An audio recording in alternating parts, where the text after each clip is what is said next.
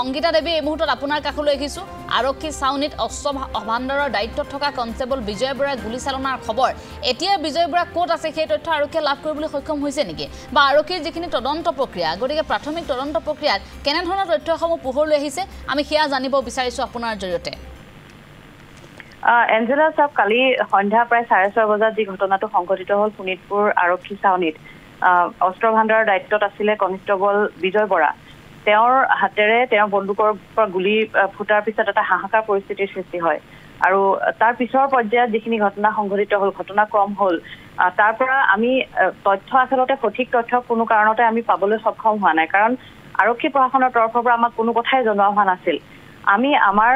যি সোৰ্স আছিল আমি সেই মতেহে আমি যিখিনি তথ্য লাভ কৰিছিলোঁ বা বিজয় বৰাৰ পৰিয়ালে সেইখিনি সময়ত আমাক যিখিনি কথা জনাইছিলে যে বিজয় বৰাৰ সেই অস্ত্ৰ ভাণ্ডাৰত তেওঁৰ দায়িত্বত থকা আৰু এজন লোকৰ সৈতে তেওঁ কোনো বাকবিতণ্ডা হৈছিল তাৰ পিছতে তেওঁৰ সেই বাকবিতণ্ডাৰ মাজতে তেওঁৰ হাতৰ পৰা গুলি ফুটিছিল আমি সিমানখিনি কথাই পৰিয়ালৰ লোকৰ পৰা গম পাইছিলোঁ যিহেতু আৰক্ষীৰ পৰা আমি কোনো ধৰণৰ আনুষ্ঠানিকভাৱে কোনো ধৰণৰ কথা আমি গম পোৱা নাছিলোঁ তাৰপিছত বিজয় বৰাক আৰক্ষীয়ে আটক কৰি লৈ গ'ল সোধা পোছাৰ বাবে তেওঁক তদন্তৰ বাবে তেওঁক লৈ গ'ল তেওঁৰ স্বাস্থ্য পৰীক্ষা কৰোৱা হ'ল কিন্তু আমি যিমানে চেষ্টা কৰিলো নিশা বহু পৰলৈকে কিন্তু আৰক্ষীৰ পৰা কোনো ধৰণৰ তথ্য আমি লাভ নকৰিলো আৰক্ষীয়ে মুখ খুলিব নিবিচাৰিলে যে বিজয় বৰাৰ পৰা কিবা তথ্য লাভ কৰিছে নেকি বা তেওঁ ক'ত আছে বা তেওঁ কেনেধৰণে তেওঁ সোধা পোছা কৰা হৈছে বা তেওঁ কি হৈছিলে ঘটনাটো আৰক্ষীৰ ফালৰ পৰা কোনো ধৰণৰ মানে কোনো তথ্যই আমি লাভ কৰা নাছিলো কিন্তু আচৰিতভাৱে নিশা প্ৰায় 12 বজাত আমি এতিয়া তেওঁৰ পৰিয়ালৰ লগত কথা পাতি গম পাইছোঁ যে নিশা প্ৰায় 12 বজাত আৰক্ষীয়ে পৰিয়ালৰ লোকলৈ খবৰ দি আৰক্ষী থানালৈ মাতি পঠাই বিজয় বৰাক ঘৰলৈ পঠিয়ায়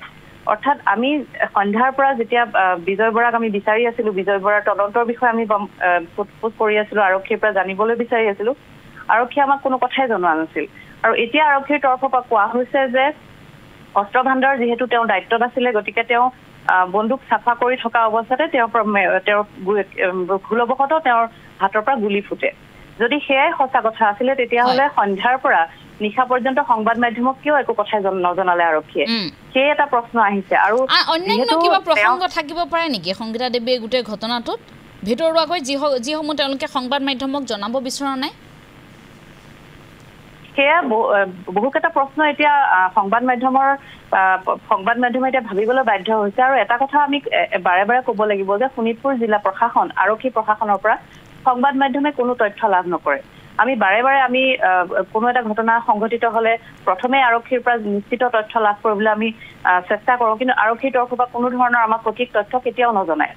বহু পলমকৈ আমি তথ্যসমূহ লাভ কৰোঁ আৰক্ষীৰ পৰা আৰু কালি যি ঘটনা সংঘটিত হ'ল ঘটনাটো সংঘটিত হোৱাৰ পিছতে আমি আৰক্ষীৰ সৈতে যোগাযোগ কৰিছিলোঁ কিন্তু প্ৰথম অৱস্থাত কিন্তু সেই ঘটনাটো হোৱা বুলিয়েই তেওঁলোকে আৰক্ষীয়ে কোৱা নাছিলে নাকচ কৰিছিলে যে গুলি ফুটা নাই আৰক্ষী ছাউনীত গুলি ফুটা নাই হয়তো আন কিবা শব্দ হ'ব পাৰে বা কেনেবাকে ফটকা ফুটিব পাৰে এনেধৰণৰ কিছুমান কথা কৈ তেওঁলোকে আমাক বিভ্ৰান্ত কৰিলে আৰক্ষীয়ে তাৰপিছত আমি নিজাববীয়াকৈ যেতিয়া আমি তদন্ত কৰি আমি গম পালোঁ যে হয় তাত সেই ঘটনা হৈছিল তাৰপিছত আমি আৰক্ষীক যেতিয়া সুধিছোঁ কিন্তু তেতিয়াও আমাক আৰক্ষীয়ে একো তথ্য দিয়া নাছিলে আৰু নিশা সেই যদি এতিয়া যিখিনি তথ্য আৰক্ষীয়ে জনাইছে আমাক অনানুষ্ঠানিকভাৱে এতিয়াও আমাক অনানুষ্ঠানিকভাৱেই কৈছে আৰক্ষীয়ে যে আচলতে ঘটনাটো তেনেকুৱা একো হোৱা নাছিলে তেওঁ অস্ত্ৰ চাফা কৰি থকা অৱস্থাতে তেওঁ ভুলবশতঃ তেওঁৰ হাতৰ পৰা গুলি ফুটিছিল যদি সেয়াই হয় তেতিয়াহ'লে সন্ধ্যাৰ ভাগতে আমাক কিয় সংবাদ মাধ্যমক নজনালে ৰহস্যজনকভাৱে সেই মানুহজনক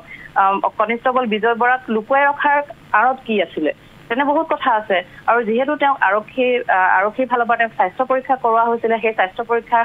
7:10 সন্ধ্যা 7:10 কনকলতা অসামৰিক চিকিৎসালয়ত তেওঁক স্বাস্থ্য পৰীক্ষা কৰোৱা হৈছিলে সেই তথ্য আমাৰ হাতত আছে কিন্তু তাৰপিছত ৰহস্যজনকভাৱে বাৰে বাৰে কৈছোঁ ৰহস্যজনকভাৱে বহু নিশালৈকে আমি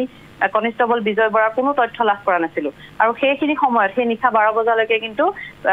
বিজয় বৰাৰ পৰিয়ালৰ লোকো যথেষ্ট শংকাত ভুগিছিল যে মানুহজন ক'লৈ গ'ল যিহেতু আৰক্ষীয়ে তেওঁক আটক কৰি লৈ গৈছে নিশালৈকে তেওঁৰ কোনো খা খবৰ নাই আৰু মিডিয়ায়ো গম নাপায় গতিকে তেওঁলোকো শংকাত আছিলে গতিকে এতিয়া আকৌ তেওঁলোকে যিহেতু নিশা তেওঁক ঘৰলৈ পঠিয়াই দিছে আৰু আৰক্ষীয়ে কৈছে যে এনেধৰণৰ কোনো ঘটনা সংঘটিত হোৱা নাছিলে খুব পাতলভাৱে আৰক্ষীয়ে কথাটো কৈছে কিন্তু বাৰে বাৰে এইটো কথা ক'ব লাগিব যে আৰক্ষীয়ে নিশ্চিতভাৱে কিবা এটা ভুল থাকিব লাগিব বা আৰক্ষীয়ে কিবা লুকুৱাবলৈ বিচাৰিব লাগিব সংবাদ মাধ্যমৰ পৰা অন্যথা এনেধৰণে এই ঘটনাটো ইমান সাধাৰণ কথাই যদি হয় তেতিয়াহ'লে আৰক্ষীয়ে বিভ্ৰান্তিকৰ পৰিস্থিতি আচলতে পৰিৱেশৰ কিয় সৃষ্টি কৰিলে হয় আমি ধন্যবাদ জনাইছো আপোনাক সবিশেষ জনোৱাৰ বাবে বহুখিনি প্ৰশ্ন এটা উত্থাপন হৈছে আৰক্ষীয়ে কিয় গোটেই বিষয়টো লুকুৱাব বিচাৰিছে সংবাদ মাধ্যমৰ পৰা সেইটোৱে ডাঙৰ এটা প্ৰশ্ন গতিকে আৰক্ষীয়ে প্ৰথমে ক'লে সাংবাদিকৰ সন্মুখত যে গুলি ফুটাই নাই পৰৱৰ্তী সময়ত সেই কথা স্বীকাৰ কৰিলে গোটেই কথাখিনি এক প্ৰকাৰ লুকুৱাবলৈ চেষ্টা কৰিছে মানুহজনে সেই ঘটনা সংঘটিত কৰাৰ পাছতে তেওঁ সন্ধানহীন হৈ আছিল কলৈ গৈছিল কি কথা গোটেই ঘটনাটো সংঘটিত হোৱাৰ অন্তৰালত আৰু কিবা কাৰণ আছিল নেকি এইবোৰ কিন্তু এতিয়াও স্পষ্টকৈ জানিব পৰা হোৱা নাই আৰক্ষী তদন্ত প্ৰক্ৰিয়া আৰম্ভ কৰিছে আৰু পৰৱৰ্তী সময়ত আমি এই সন্দৰ্ভত সবিশেষ জনাবলৈ চেষ্টা কৰিম কিন্তু শেহতীয়াকৈ এই খবৰটো পোহৰলৈ আহিছে যে শোণিতপুৰৰ আৰক্ষীয়ে খবৰবোৰ আচলতে ঢাকি ৰাখিব বিচাৰে সকলো কথা জনাব নিবিচাৰে এই কথাও কিন্তু এতিয়া চৰ্চালৈ আহিছে